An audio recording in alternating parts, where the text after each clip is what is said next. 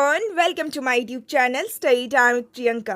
आज के इस वीडियो में हम आपके क्लास 12 पॉलिटिकल साइंस बुक का third chapter that is politics of plan development को स्टार्ट करने वाले हैं। सबसे पहले मैं आप लोग को इस चैप्टर का एक छोटा सा इंट्रोडक्शन प्रोवाइड करती हूँ ताकि आप लोगों को समझ में आए कि आखिर आप लोग इस चैप्टर में क्या पढ़ने वाले हो। आपका क्लास 12 पॉलिटिकल साइंस बुक का जो पहला चैप्टर था that was the challenges of nation building. उस चैप्टर में हम लोगों ने 3 इंपॉर्टेंट चैलेंजेस के बारे में डिस्कस किया था जो कि हमारे न्यूली इंडिपेंडेंट नेशन को फेस करना था, यानी कि फ्री इंडिया को फेस करना था। पहला चैलेंज था टू यूनाइट द नेशन, यानी कि हमें अपने कंट्री के लोगों को यूनाइट करना था। पहले चैलेंज को किस तरीके से ओवरकम किया गया इसके बारे में हम लोगों ने ऑलरेडी फर्स्ट चैप्टर में ही डिस्कस कर लिया था। जो सेकेंड चैलेंज था वो था टू स्टेबलाइज डेमोक्रेसी, हमें हमारी कंट्री में किस तरीके से डेमोक्रेसी को स्टेबलाइज करना है। इस बुक के सेकेंड चैप्टर में हम लोगों ने सेकेंड चैलेंज के बारे में डिस्कस किया कि हमारी कंट्री में किस तरीके से फर्स्ट जनरल इलेक्शन को कंडक्ट किया जाता है और किस तरीके से हमारी कंट्री में डेमोक्रेसी को स्टेबलाइज किया जाता है ना। जो तीसरा चैलेंज था वो था to ensure development and wellbeing of the entire society. Third challenge के बारे में हम लोग थर्ड चैप्टर में पढ़ने वाले हैं कि हमारी कंट्री में किस तरीके से डेवलपमेंट को इंश्योर किया जाता है और किस तरीके से हमारी सोसाइटी में रहने वाले जितने भी सेक्शन है हर एक सेक्शन के वेलबींग्स के ऊपर ध्यान दिया जाता है। इसीलिए चैप्टर का नाम है पॉलिटिक्स ऑफ प्लान डेवलपमेंट, यानी कि इस चैप्टर में हम लोग हमारी कंट्री के डेवलपमेंट के बारे में पढ़ने वाले हैं जो कि बहुत ज़्यादा प्लानिंग के साथ हुआ था। आई होप कि आपको इस चैप्टर का एक बेसिक इंट्रोडक्शन मिल गया होगा एंड इसके थ्रू आप लोगों को समझ में आ गया होगा कि आखिर आप लोग इस चैप्टर में क्या पढ़ने वाले हो। नाउ अब हम लोग चैप्टर को डिटेल वे में डिस्कस करना स्टार्ट करते हैं with the introduction of this chapter. Chapter के इंट्रोडक्शन में हमें एक केस स्टोरी बता रखा है जिसके थ्रू हमें डेवलपमेंट का जो कॉन्सेप्ट है इसको समझाने की कोशिश की गई है। इस स्टोरी में हमें ये बता रखा है कि जैसे जैसे ग्लोबल डिमांड, यानी कि जैसे जैसे ग्लोबल लेवल पे, वर्ल्ड लेवल पे स्टील का जो डिमांड था वो इंक्रीज हो रहा था, वैसे वैसे हमारी कंट्री में जो उड़ीसा स्टेट है उसको एक इम्पॉर्टेंट इन्वेस्टमेंट डेस्टिनेशन के रूप में देखा जाने लगा। एंड इसका रीज़न क्या था? इसका रीज़न ये था कि हमारी कंट्री में जो उड़ीसा स्टेट था उड़ीसा स्टेट में सबसे ज़्यादा अनटैप्ड आयरन ओर थे। As we all know that कि स्टील को बनाने के लिए ज़्यादा से ज़्यादा आयरन का ही इस्तेमाल किया जाता है। हमारी कंट्री में उड़ीसा एक ऐसा स्टेट था जिस स्टेट में बहुत ही ज़्यादा आयरन ओर अवेलेबल थे। इसी वजह से जब पूरे ही वर्ल्ड में ग्लोबल लेवल पे स्टील का डिमांड बहुत ज़्यादा इंक्रीज हो रहा था उड़ीसा को एक बहुत ही इम्पॉर्टेंट इन्वेस्टमेंट डेस्टिनेशन के रूप में देखा जाने लगा। नाउ नेक्स्ट हमें ये बता रखा है कि उड़ीसा में जो स्टेट गवर्नमेंट था स्टेट गवर्नमेंट ने किस तरीके से रिस्पॉन्स किया। स्टेट गवर्नमेंट का ये मानना था कि पूरे ही वर्ल्ड में ग्लोबल लेवल पे आयरन ओर का जो इतना ज़्यादा डिमांड है इसका हमें एक फ़ायदा उठाना चाहिए। स्टेट गवर्नमेंट ने काफ़ी सारे international and domestic steel maker के साथ मेमोरेंडम ऑफ अंडरस्टैंडिंग को साइन किया, यानी कि स्टेट गवर्नमेंट ने काफ़ी सारे इंटरनेशनल जो कंपनीज या फिर जो इंडस्ट्रीज़ है जो कि स्टील को बनाती है एंड इंटरनेशनल के अलावा जो हमारी कंट्री में भी डोमेस्टिक स्टील मेकर्स कंपनीज थे उनके साथ मेमोरेंडम ऑफ अंडरस्टैंडिंग को साइन किया, यानी कि एग्रीमेंट को साइन किया, जिसके थ्रू स्टेट गवर्नमेंट ने उन्हें परमिशन दिया कि आप हमारे स्टेट में इंडस्ट्रीज को सेटअप कर सकते हो। ना नेक्स्ट हमें रीजन के बारे में बता रखा है कि आखिर स्टेट गवर्नमेंट ने इस डिसीजन को क्यों लिया। गवर्नमेंट का ये मानना था कि अगर हम अलग अलग international and national steel makers companies को हमारे स्टेट में इंडस्ट्री सेटअप करने देंगे देन इसकी वजह से हमारे स्टेट में काफ़ी ज़्यादा कैपिटल का इन्वेस्टमेंट होगा एंड इसकी वजह से हमारे स्टेट में काफ़ी ज़्यादा एम्प्लॉयमेंट अपॉर्चुनिटीज़ भी बढ़ेगा। जब किसी भी स्टेट में किसी भी एरिया में इंडस्ट्रीज़ को सेटअप किया जाएगा उन सारी इंडस्ट्रीज़ में काम करने के लिए लोग भी चाहिए। अगर उड़ीसा स्टेट में इंडस्ट्रीज़ को सेटअप किया जाएगा देन उड़ीसा स्टेट के बहुत सारे लोगों को रोज़गार मिलेगा, काम मिलेगा, एम्प्लॉयमेंट मिलेगा। इसी वजह से स्टेट गवर्नमेंट ने इस डिसीजन को लिया। बट इसमें एक प्रॉब्लम अराइज हो जाता है। प्रॉब्लम क्या था? प्रॉब्लम ये था कि उड़ीसा स्टेट में वे सारे एरिया जिन सारे एरियाज में आयरन और रिसोर्सेज अवेलेबल थे वो बेसिकली अंडर डेवलप्ड एरियाज थे एंड खासकर वे सारे एरियाज स्टेट के ट्राइबल डिस्ट्रिक्ट हुआ करते थे, यानी कि उन सारे एरियाज में जो ट्राइबल पीपल थे, जो आदिवासी लोग थे, वो लोग रहा करते थे। ये एक मेन प्रॉब्लम अराइज हो गया था ना। नेक्स्ट हमें अलग अलग लोगों के अलग अलग व्यूज, अलग अलग ओपिनियन के बारे में बता रखा है इस मैटर के ऊपर। अगर हम लोग ट्राइबल पॉपुलेशन की बात करें ट्राइबल पॉपुलेशन कहीं ना कहीं डर रही थी कि अगर इन सारी जगहों में इंडस्ट्रीज को सेटअप किया जाएगा देन हमें अपने घर को छोड़कर, अपने लाइवलीहुड को छोड़ के डिस्प्लेस होना पड़ेगा, यानी कि दूसरी जगह पे मूव होना पड़ेगा। सो ट्राइबल पॉपुलेशन इस चेंज से या फिर ये जो इंडस्ट्रीज को सेटअप करने का जो आइडिया था, इससे कहीं ना कहीं डर रहा था ना। नेक्स्ट, अगर हम लोग एनवायरमेंटलिस्ट की बात करें, सो इनके मन में भी कहीं ना कहीं डर था कि अगर उड़ीसा स्टेट में ज़्यादा से ज़्यादा इंडस्ट्रीज को सेटअप किया जाएगा, ज़्यादा से ज़्यादा माइनिंग किया जाएगा, देन इसकी वजह से इन्वायरमेंट बहुत ज़्यादा पल्यूट होगा। एंड अगर हम लोग सेंट्रल गवर्नमेंट के ओपिनियन की बात करें, सेंट्रल गवर्नमेंट की व्यूज़ की बात करें, सो सेंट्रल गवर्नमेंट का ये मानना था कि अगर उड़ीसा स्टेट में इंडस्ट्रीज़ को सेटअप करने का परमिशन ना दिया जाए, इंडस्ट्रीज़ को सेटअप करने के लिए अलाउ ना किया जाए, देन इसकी वजह से हमारी कंट्री का एक बहुत ही बैड एग्जाम्पल सेट होगा इंटरनेशनल लेवल पे। एंड बाकी की जो फॉरेन कंट्रीज़ है, सो वे सारी कंट्रीज़ हमारी कंट्री के ऊपर इन्वेस्टमेंट नहीं करेगा। सो यहाँ पे हमने क्या देखा कि डेवलपमेंट का ये जो कॉन्सेप्ट है, ये जो आइडिया है, ये समझना इतना भी ज़्यादा इजी नहीं है। जब बात हम लोग डेवलपमेंट की करते हैं, सो उसमें हमें अलग अलग लोगों के अलग अलग ओपिनियन के बारे में पता लगता है। जैसे कि इस केस में हम लोगों ने ये देखा कि अगर हमारी कंट्री में इंडस्ट्रीज को सेटअप किया जाएगा, अगर हमारी कंट्री में बाकी जो इंटरनेशनल या फिर जो फॉरेन कंपनीज है, अगर वो लोग हमारी कंट्री में कैपिटल का इन्वेस्टमेंट करेगी, देन इसकी वजह से ऑफकोर्स हमारी कंट्री का डेवलपमेंट होगा, हमारी कंट्री का जो इकोनॉमी है उसका ग्रोथ होगा। But at the same time हम लोगों ने ये भी देखा कि अगर हमारी कंट्रीज में इंडस्ट्रीज को सेटअप किया जाएगा, देन इसकी वजह से कई सारे प्रॉब्लम्स भी अराइज होंगे। सो ज़रूरी नहीं है कि डेवलपमेंट का जो मीनिंग है वो हर एक पर्सन के लिए एक जैसा ही हो।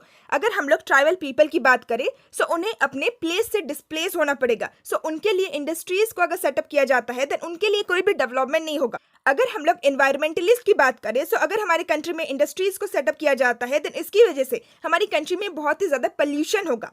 सो एनवायरमेंटलिस्ट के लिए भी ये एक डेवलपमेंट नहीं है, ये एक ग्रोथ नहीं है। वेयरएज अगर हम लोग इकोनॉमिक पॉइंट ऑफ व्यू से देखें, देन इंडस्ट्रीज के सेटअप होने की वजह से हमारी इकोनॉमी का ग्रोथ होगा। सो डेवलपमेंट का जो कॉन्सेप्ट है, इसको समझना इतना भी ईजियर नहीं है। So how decision should be taken, so आखिर किस तरीके से डेवलपमेंट से रिलेटेड जो भी डिसीजन है वो किस तरीके से हमारी कंट्री में लिया जाएगा। सो इस क्वेश्चन का आंसर हमें हमारे फर्स्ट टॉपिक में मिलेगा। सो आई होप कि आपको इस चैप्टर का जो इंट्रोडक्शन है ये समझ में आ गया होगा। सो इसके थ्रू हमें डेवलपमेंट का जो कॉन्सेप्ट है इसको समझाने की कोशिश की गई है। सो नाउ अब हम लोग इस चैप्टर के फर्स्ट टॉपिक को डिस्कस करते हैं, that is political contestation. So contestation का मतलब होता है आर्ग्यूमेंट, यानी कि विवाद। सो हमारा ये जो क्वेश्चन था कि आखिर हमारी कंट्री में डेवलपमेंट से रिलेटेड जो डिसीजन है वो किस तरीके से लिया जाना चाहिए। सो इस क्वेश्चन का आंसर ये है कि हमारा कंट्री जो कि एक डेमोक्रेटिक कंट्री है, सो एक डेमोक्रेटिक कंट्री में ये जितने भी मेजर डिसीजन होते हैं, सो ये सारे डिसीजन लोगों के द्वारा ही लिया जाना चाहिए। क्योंकि डेमोक्रेसी क्या होता है, democracy is for the people, of the people and by the people. So democracy में लोगों का ही एक इंपॉर्टेंट रोल होता है। सो ये जितने भी मेजर डिसीजन है, सो वो लोगों के द्वारा लिया जाना चाहिए। बट लोग डायरेक्टली ये सारे डिसीजन को नहीं ले सकते हैं। सो एटलीस्ट लोगों के द्वारा इन सारे डिसीजन को अप्रूव किया जाना चाहिए। लोग अगर सहमत हो कि हाँ ये सारे डिसीजन हमारी कंट्री में लिया जाना चाहिए, तभी इन सारे डिसीजन को हमारी कंट्री में इम्प्लीमेंट करना चाहिए। साथ ही साथ अगर किसी भी मेजर डिसीजन को लेना है, अगर हम लोग इसी केस की बात करते हैं कि हमारी कंट्री में स्पेशली उड़ीसा में इंडस्ट्रीज को सेटअप करना है या फिर नहीं करना है, सो इस डिसीजन को लेने के लिए सबसे पहले माइनिंग के जो एक्सपर्ट होते हैं उनका एडवाइस लेना चाहिए, क्योंकि उनको पता होगा कि कौन से एरिया में माइनिंग करना सही है या फिर गलत है। साथ ही साथ एनवायरमेंटलिस्ट का भी एडवाइस लेना चाहिए, यानी कि अगर हमारी कंट्री में इंडस्ट्रीज को सेटअप किया जाएगा, देन इसकी वजह से हमारा जो इन्वायरमेंट है सो वो ज़्यादा तो पॉल्यूटेड नहीं होगा। साथ ही साथ इकोनॉमिस्ट का भी हमें एडवाइस लेना चाहिए कि हमारी कंट्री में ये जो इंडस्ट्रीज को सेटअप किया जाएगा, हमारी कंट्री में क्या सच में इकोनॉमी का ग्रोथ होगा, क्या इसकी वजह से हमारी कंट्री को प्रॉफिट मिलेगा या फिर नहीं मिलेगा। सो अगर हमारी कंट्री में किसी भी मेजर डिसीजन को लेना है डेवलपमेंट से रिलेटेड, देन सबसे पहले उस डिसीजन को लोगों द्वारा अप्रूव किया जाना चाहिए। साथ ही साथ एक्सपर्ट, एनवायरमेंटलिस्ट एंड इकोनॉमिस्ट का भी एडवाइस लेना चाहिए। But yet the final decision must be a political decision. But फिर भी जो भी फाइनल डिसीजन होगा वो एक पॉलिटिकल डिसीजन होगा, यानी कि जो फाइनल डिसीजन होगा सो वो लोगों के रिप्रेजेंटेटिव्स द्वारा ही लिया जाना चाहिए। सो एज आई सेड कि डेमोक्रेसी में लोगों का एक बहुत ही इंपॉर्टेंट रोल होता है, बट सारे ही लोग डायरेक्टली डिसीजन मेकिंग में पार्टिसिपेट नहीं कर सकते हैं। सो इसीलिए लोग अपने रिप्रेजेंटेटिव्स को चूज करते हैं, एंड लोगों के जो रिप्रेजेंटेटिव्स होते हैं वही लोग मेजर डिसीजन को लिया करते हैं। एंड वो सारे रिप्रेजेंटेटिव्स कहीं ना कहीं लोगों का जो ओपिनियन है उसी को दर्शाते हैं, लोगों का जो चॉइस है उसी को दर्शाते हैं। सो डेवलपमेंट से रिलेटेड जो भी फाइनल डिसीजन होगा सो वो एक पॉलिटिकल डिसीजन होगा, यानी कि हमारे रिप्रेजेंटेटिव्स के द्वारा ही उस डिसीजन को लिया जाना चाहिए। सो इंडिपेंडेंस के बाद हमारी कंट्री को ऐसे एक नहीं बल्कि बहुत सारे मेजर डिसीजन लेना था डेवलपमेंट से रिलेटेड। एंड हर एक जो डिसीजन होगा वो डिसीजन किसी भी इंडिविजुअल व्यक्ति द्वारा नहीं लिया जाएगा, बल्कि उस डिसीजन को लेने के लिए सारे ही लोगों का अप्रूवल की जरूरत है। एंड वो जो डिसीजन होगा वो डिसीजन इकोनॉमिक डेवलपमेंट के ऊपर ही बेस्ड होगा। सो डेवलपमेंट से रिलेटेड हमारी कंट्री में जो भी डिसीजन लिया जाएगा देन उसकी वजह से सच में हमारी कंट्री का डेवलपमेंट होना चाहिए, हमारी कंट्री में जो इकोनॉमी है उसका डेवलपमेंट होना चाहिए। सो डेवलपमेंट से रिलेटेड जो भी डिसीजन होता है वो कलेक्टिवली लिया जाता है, सबके द्वारा लिया जाता है। बट जो फाइनल डिसीजन होगा वो एक पॉलिटिकल डिसीजन ही होगा, यानी कि गवर्नमेंट के द्वारा ही फाइनल डिसीजन को लिया जाएगा। एंड डेवलपमेंट से रिलेटेड डिसीजन कोई भी इंडिविजुअल व्यक्ति द्वारा नहीं लिया जाएगा। So almost everyone agreed that the development of India should mean both economic growth and the social and economic justice. So हमारी कंट्री में रहने वाले जितने भी लोग थे हर एक लोग ने इस बात के ऊपर एग्री किया कि हमारी कंट्री में यानी कि इंडिया में जो डेवलपमेंट होगा वो इकोनॉमिक ग्रोथ भी होगा, साथ ही साथ सोशल एंड इकोनॉमिक जस्टिस भी होगा। यानी कि हमारी कंट्री में डेवलपमेंट का मतलब सिर्फ ये नहीं है कि इंडस्ट्रीज का ग्रोथ हो, इकोनॉमिक ग्रोथ हो, बट साथ ही साथ हमारी कंट्री में सोशल एंड इकोनॉमिक जस्टिस भी होगा। यानी कि इस डेवलपमेंट का जो असर है, इसका जो आप कह सकते हैं कि कॉन्सिक्वेंसेस है, इसका जो रिजल्ट है, इसका जो बेनिफिट है ये सारे ही लोगों में डिवाइड होगा। इसका बेनिफिट हमारी सोसाइटी के हर एक सेक्शन को मिलना चाहिए। हमारी कंट्री में डेवलपमेंट का मतलब इकोनॉमिक ग्रोथ तो है ही, बट साथ ही साथ सोशल एंड इकोनॉमिक जस्टिस भी है। साथ ही साथ सारे ही लोगों ने इस बात के ऊपर भी एग्री किया कि हमारी कंट्री में डेवलपमेंट से रिलेटेड जो भी मैटर होगा, जो भी डिसीजन होगा वो सिर्फ और सिर्फ बिजनेसमैन के द्वारा, इंडस्ट्रियलिस्ट के द्वारा एंड फार्मर्स के द्वारा ही नहीं लिया जाएगा, बट उसमें एक गवर्नमेंट का भी बहुत ही इंपॉर्टेंट रोल होगा। जो भी फाइनल डिसीजन होगा डेवलपमेंट से रिलेटेड वो फाइनल डिसीजन गवर्नमेंट के द्वारा ही लिया जाना चाहिए। क्योंकि अगर बिजनेसमैन के द्वारा डेवलपमेंट से रिलेटेड डिसीजन को लिया जाए देन बिजनेसमैन अपने प्रॉफिट के बारे में सोचेगा। सिमिलरली अगर इंडस्ट्रियलिस्ट एंड फार्मर के द्वारा डेवलपमेंट से रिलेटेड डिसीजन को लिया जाए देन ये लोग भी अपने प्रॉफिट के बारे में, अपने फायदे के बारे में सोचेगा। बट अगर गवर्नमेंट के द्वारा डेवलपमेंट का जो डिसीजन है वो लिया जाए देन गवर्नमेंट सोसाइटी के हर एक सेक्शन के बारे में सोचेगा। सोसाइटी में रहने वाले जितने भी लोग हैं सारे ही लोगों का इस चीज से बेनिफिट होगा या फिर नहीं होगा। इन सारी चीजों को देखने के बाद ही गवर्नमेंट अपना जो डिसीजन है वो लेगा। इसीलिए जो भी फाइनल डिसीजन होगा वो एक पॉलिटिकल डिसीजन होगा, यानी कि गवर्नमेंट के द्वारा ही जो फाइनल डिसीजन होगा डेवलपमेंट से रिलेटेड वो लिया जाना चाहिए। विद दिस हमारा जो पहला टॉपिक है वो कंप्लीट होता है ना। नेक्स्ट आपके चैप्टर में आपको एक बॉक्स मिलेगा जिसमें लेफ्ट एंड राइट के बारे में बता रखा है। लेफ्ट एंड राइट का जो आइडियोलॉजी है वो बहुत ही ज्यादा इंपॉर्टेंट है। सबसे पहले हम लोग लेफ्ट एंड राइट को डिस्कस करते हैं। लेफ्ट का मतलब क्या होता है? लेफ्ट बेसिकली ऐसे लोगों को कहा जाता है जो कि पोर पीपल एंड डाउन ट्रोडन जो पीपल है, जो सेक्शन है, उनको फेवर किया करते हैं। एंड लेफ्ट आइडियोलॉजी को फॉलो करने वाले जो लोग होते हैं वे लोग गवर्नमेंट के पॉलिसीज को सपोर्ट करते हैं for the benefit of this section. यानी कि अगर हमारी सोसाइटी में जो भी पोर एंड डाउन ट्रोडन सेक्शन है गवर्नमेंट की जो पॉलिसीज होगा गवर्नमेंट के पॉलिसीज के द्वारा ही इन्हें बेनिफिट मिल सकता है। बेसिकली लेफ्ट आइडियोलॉजी को फॉलो करने वाले जो लोग होते हैं वे लोग सोशलिज्म के आइडियाज को फॉलो करते हैं। सोशलिज्म में क्या होता है? सोशलिज्म बेसिकली एक ऐसा आइडिया है, एक ऐसा आइडियोलॉजी है जिसमें ये माना जाता है कि कंट्री में जितने भी मेजर इंडस्ट्रीज है वो गवर्नमेंट के द्वारा कंट्रोल किया जाना चाहिए। सोशलिज्म में प्राइवेट ओनरशिप को एबलाइज किया जाता है। लेफ्ट आइडियोलॉजी को फॉलो करने वाले लोग सोशलिज्म के आइडियाज को फॉलो करते हैं। उनका मानना ये होता है कि गवर्नमेंट का ही ज़्यादा से ज़्यादा जो इंडस्ट्रीज है उनके ऊपर कंट्रोल होना चाहिए। गवर्नमेंट की जो पॉलिसीज है वही सारी पॉलिसीज जो भी पोर सेक्शन के लोग हैं उनको बेनिफिट दे सकता है। वेरस अगर हम लोग राइट आइडियोलॉजी की बात करें राइट ऐसे लोगों को कहा जाता है जो कि फ्री कंपटीशन के ऊपर बिलीव करते हैं, जिनका मानना ये होता है कि जो मार्केट इकोनॉमी है वही प्रोग्रेस को इंश्योर कर सकता है, यानी कि डेवलपमेंट को इंश्योर कर सकता है। साथ ही साथ राइट आइडियोलॉजी को फॉलो करने वाले लोगों का ये भी मानना होता है कि गवर्नमेंट को इकोनॉमी में अननेसेसरीली इंटरफेयर नहीं करना चाहिए। यानी कि इसमें बेसिकली कैपिटलिज्म को प्रमोट किया जाता है। कैपिटलिज्म का जो आइडियोलॉजी है इसको सपोर्ट किया जाता है। कैपिटलिज्म क्या होता है? कैपिटलिज्म में ये माना जाता है कि कंट्री में जितने भी मेजर इंडस्ट्रीज है वो प्राइवेट इंडिविजुअल द्वारा कंट्रोल किया जाना चाहिए, ना कि गवर्नमेंट द्वारा कंट्रोल किया जाना चाहिए। लेफ्टिस्ट जो पीपल होते हैं वे लोग सोशलिज्म के आइडियाज को फेवर करते हैं, वेरएज जो राइटिस्ट पीपल होते हैं वे लोग कैपिटलिज्म के आइडियाज को फॉलो करते हैं।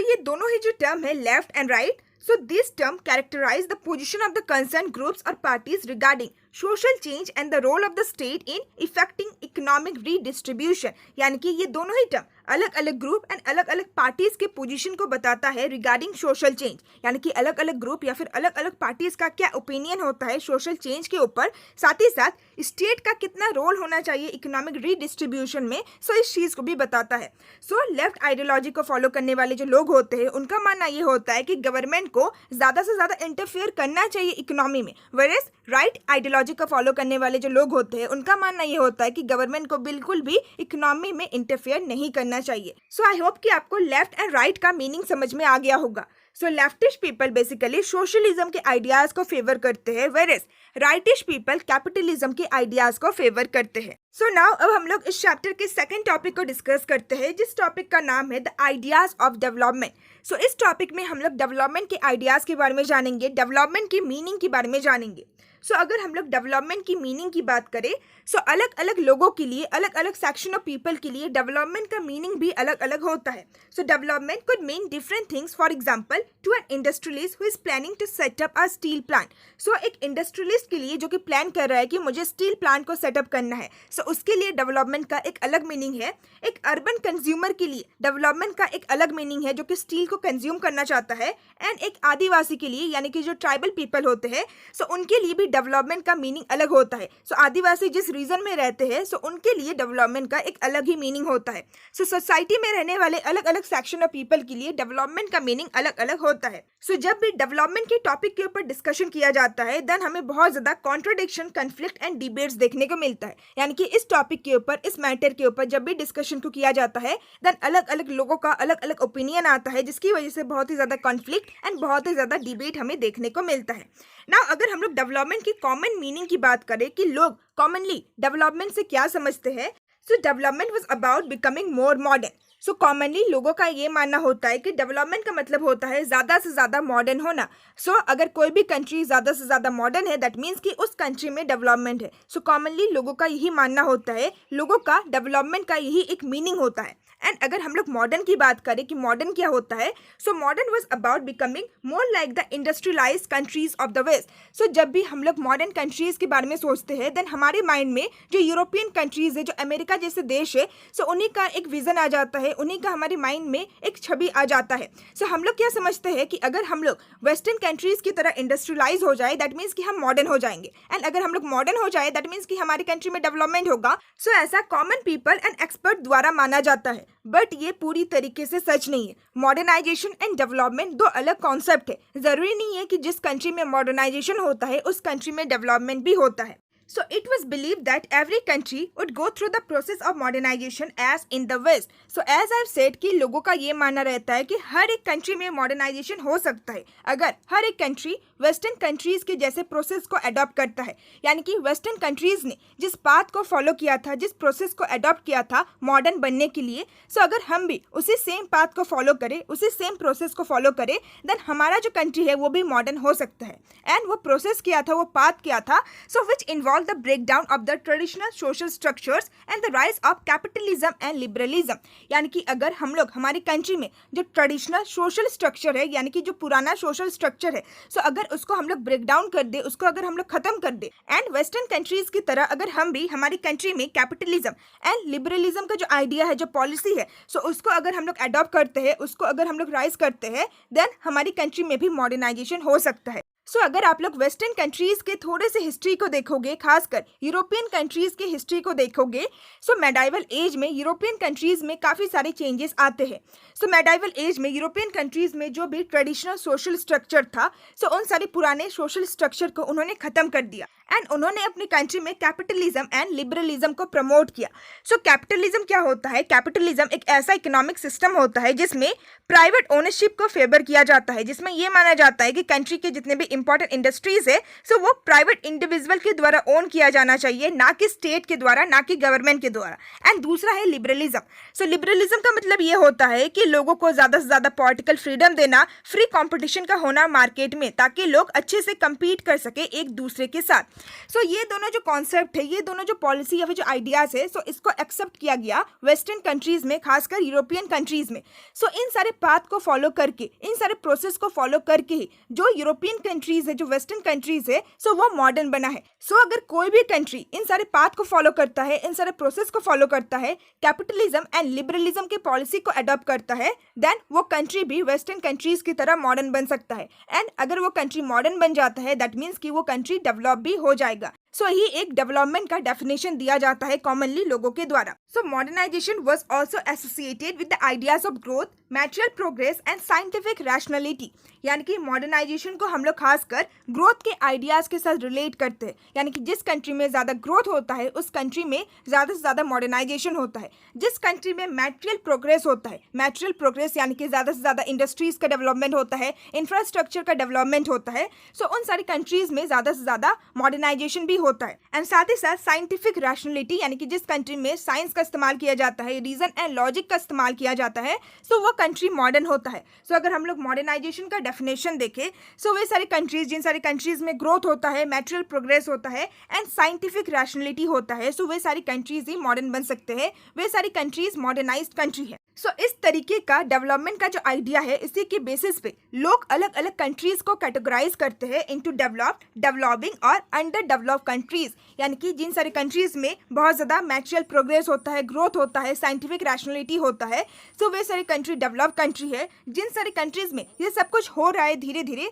सो वे सारी डेवलपिंग कंट्रीज है। एंड जिन सारी कंट्रीज में ये सब कुछ बिल्कुल भी नहीं हो रहा है, सो वे सारी कंट्रीज अंडर डेवलप्ड कंट्रीज है। सो कॉमनली लोग डेवलपमेंट का यही मीनिंग समझते हैं ना। नेक्स्ट हमें इंडिया के डेवलपमेंट मॉडल के बारे में बता रखा है। यानी कि इंडिया ने अपने कंट्री में डेवलपमेंट के लिए किस मॉडल को एक्सेप्ट किया, किस मॉडल को अडॉप्ट किया। So on the above of independence, यानी कि इंडिपेंडेंस से पहले इंडिया के सामने ऐसे दो मॉडल्स थे डेवलपमेंट के, जिसके द्वारा वो अपने कंट्री में डेवलपमेंट को कर सकते थे। सो पहला है लिबरल कैपिटलिस्ट मॉडल। सो इस मॉडल को मैंने अभी आप लोगों को समझाया, जिसमें कैपिटलिज्म को फेवर किया जाता है। सो इस मॉडल को ज़्यादातर यूरोपियन कंट्रीज ने एंड यूएसए यानी कि अमेरिका ने अडॉप्ट किया था। एंड दूसरा है सोशलिस्ट मॉडल, जिसमें सोशलिज्म के आइडियाज़ को फेवर किया जाता है। सो इस मॉडल को यूएसएसआर ने अडॉप्ट किया था, यानी कि सोवियत यूनियन ने अडॉप्ट किया था। सो इंडिया के पास ये दो मॉडल थे डेवलपमेंट करने के लिए। इंडिया कैपिटलिस्ट मॉडल को भी फॉलो कर सकता था डेवलपमेंट करने के लिए, या फिर सोशलिस्ट मॉडल को भी फॉलो कर सकता था डेवलपमेंट करने के लिए।